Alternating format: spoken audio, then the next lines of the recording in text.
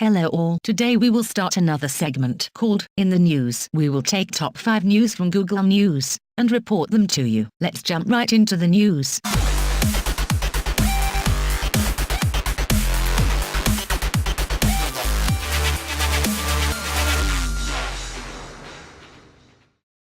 Trump taps Kushner to lead a SWAT team to fix government with business ideas.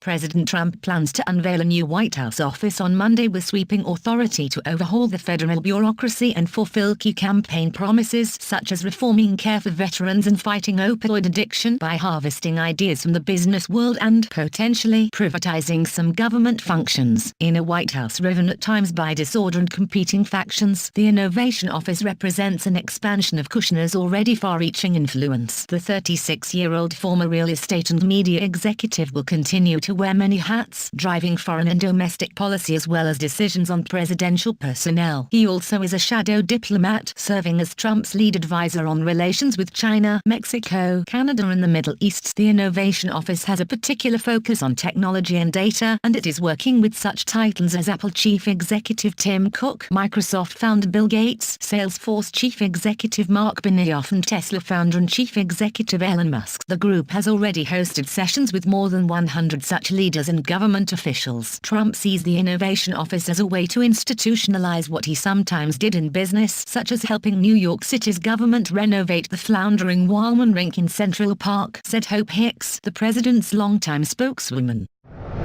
Schumer jumps at chance to work with Trump on health care and other issues. Leader Chuck Schumer jumped at a chance to find common ground with President Trump on coming up with a solution to a new health care bill Sunday as Trump's aides opened the door to working with moderate Democrats on health care and other pressing issues. Schumer said Trump must be willing to drop attempts to repeal Barack Obama's signature achievement, warning that Trump was destined to lose again on other parts of his agenda if he remained obligated to appease conservative Republicans. If he changes, he could have a different presidency, Schumer said on ABC's This Week, but he's going to have to tell the Freedom Caucus and the hard-right special wealthy interests who are dominating his presidency he can't work with them and will certainly look at his proposals. Trump turned the blame for the failure of the health care law from the Democrats to conservative lawmakers Sunday, tweeting, "Democrats are smiling in D.C. that the Freedom Caucus, with the help of Club for Growth and Heritage, have saved Planned Parenthood and Obamacare." The bill was pulled from the House floor Friday in a defeat for the Trump, having lacked support from conservative Republicans, some moderate Republicans and Democrats. Russian opposition leader Navalny in Moscow court. Moscow. Russian opposition leader Alexei Navalny appeared in court on Monday, a day after being detained at a major opposition rally that he led the previous day. Tens of thousands of protesters took to the streets across Russia on Sunday in the biggest show of defiance since the 2011 to 2012 anti-government protests. The Kremlin has dismissed the opposition as westernized urban elite disconnected from the issues faced by the poor in Russia's far-flung regions, but Sunday's protests included demonstrations in the areas which typically produce a high vote for President Vladimir Putin, from Siberia's Chita to Dagestan's Makhachkala. Russian police say that about 500 people were arrested, while human rights groups say 1,000 were taken into custody. On Monday, the European Union has called on Russian authorities to release the demonstrators. The protests were led by Navalny, a charismatic opposition leader who has recently announced his bid for presidency. Navalny was grabbed by police while walking to the rally from a nearby subway station. He posted a selfie on Twitter from the courtroom on Monday morning, saying, "A time will come when we'll put them on trial too, and that time it will be fair." If found guilty, he could be jailed for 15 days for staging an unauthorized rally. 1 dead, more than a dozen injured in Cincinnati nightclub shootout.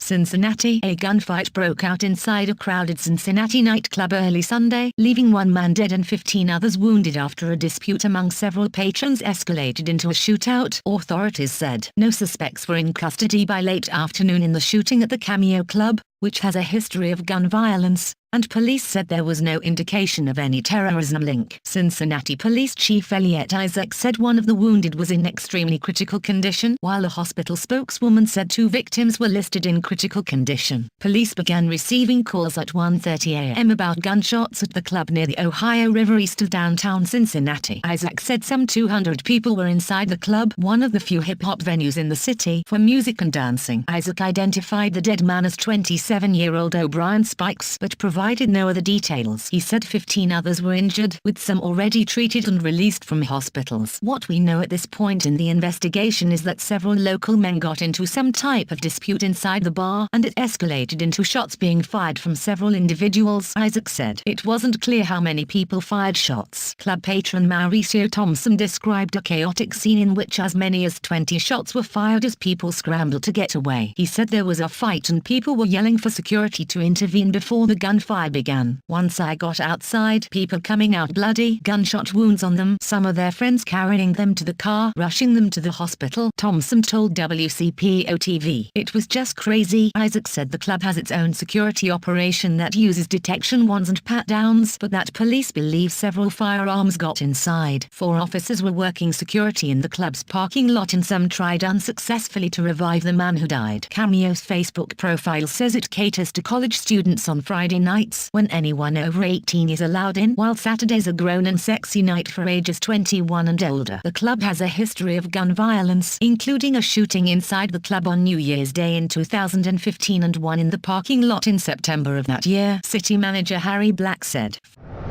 Northeast Australia braces for cyclone, thousands flee to higher ground.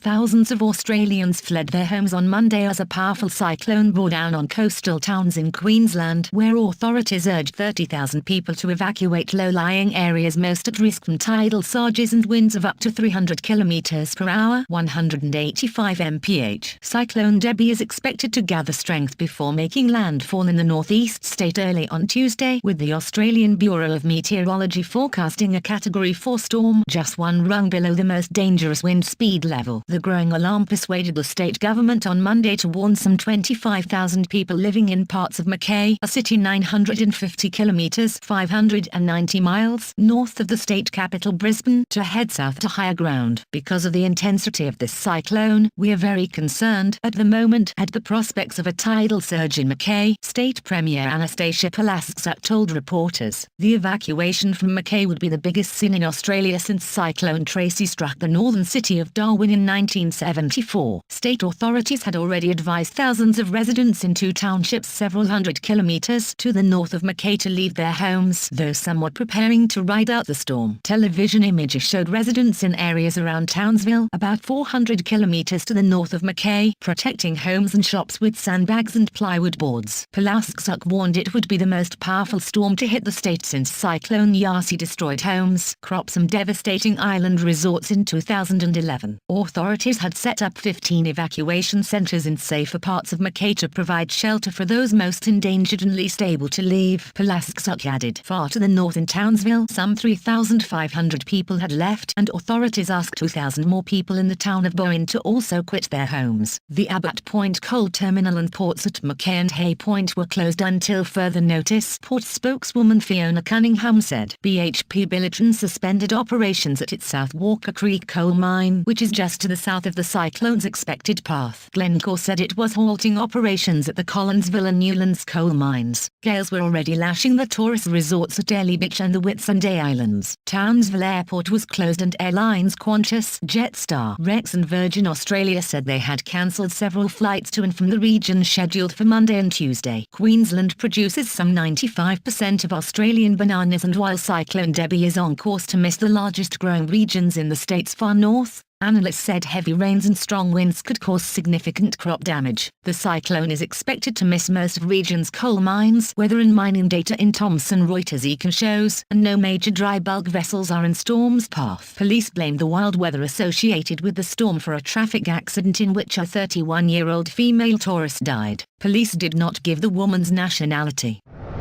Russia protests, Kremlin condemns provocation.